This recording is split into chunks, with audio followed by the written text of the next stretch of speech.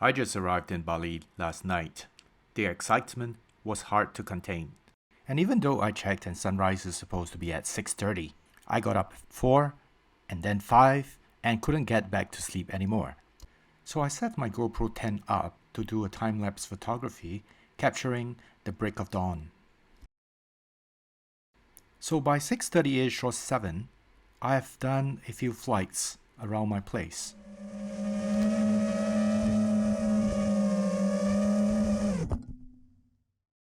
I felt confident to do long range. After all, I flew last night in the dark.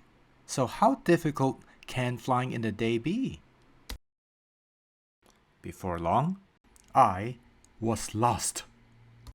And to make matters worse, the battery was running low and the video was getting pixelated. How am I supposed to find my way back with pixelated video? Even though GPS was installed on the drone, I didn't wait for it to register before I took flight. So this video is about the decisions I made and how I recovered my drone.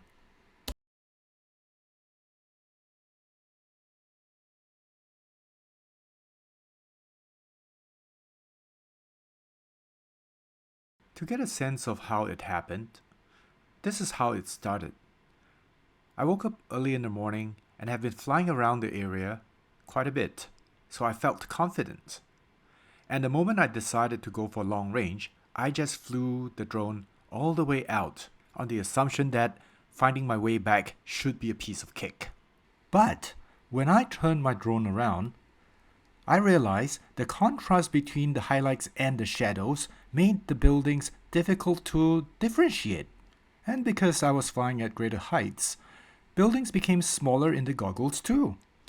So I made the error of thinking the cluster of white buildings up above was where I was staying. So I started heading there. I did consider the cluster to the left, but the familiar shape of the roof was not identifiable. For Singaporean drone pilots like myself, we have a restriction of 60 meters, and there isn't a huge space to fly around.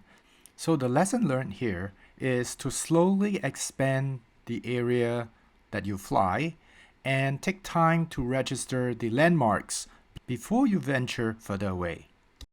And by this time, I realized the battery was running low and nerves starts to creep in. And when the video started pixelating, that's when it really warped my judgment. Thankfully for the recovery, the flight was recorded on the DJI goggles, and I used Google Earth to match the three-dimensional interactive map against the video footage. Another in-flight decision I made was to locate some easily identifiable landmarks. Because the last thing you want is to have the drone land somewhere in the farm or in the fields, which is going to be very difficult to find. So once the landmark was established, I started heading back towards the previous cluster of buildings that I knew I had better signals, so it should be closer to where I am.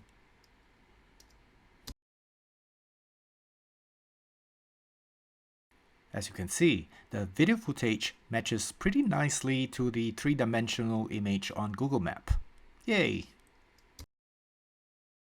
So the next decision to make was where to land the drone for easy recovery.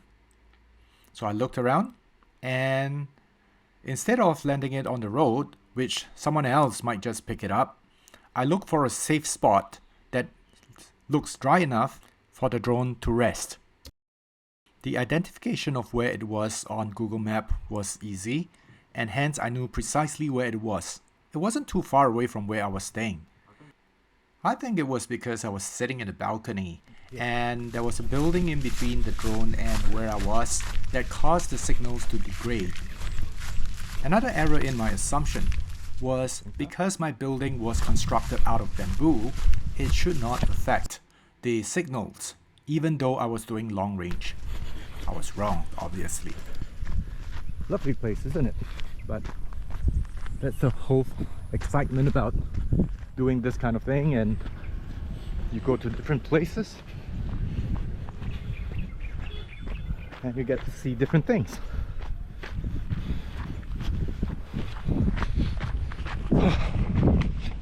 Whew. I think I'm getting there. You see that? Oh, okay. Luckily, the walk was a very pleasant one, and I soon arrived at where the quad landed. There you go. I hear it. Cool.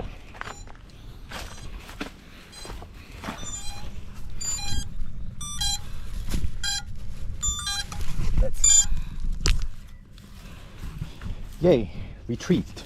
Hope you enjoyed the little sharing. Not too bad. So now how do I get back?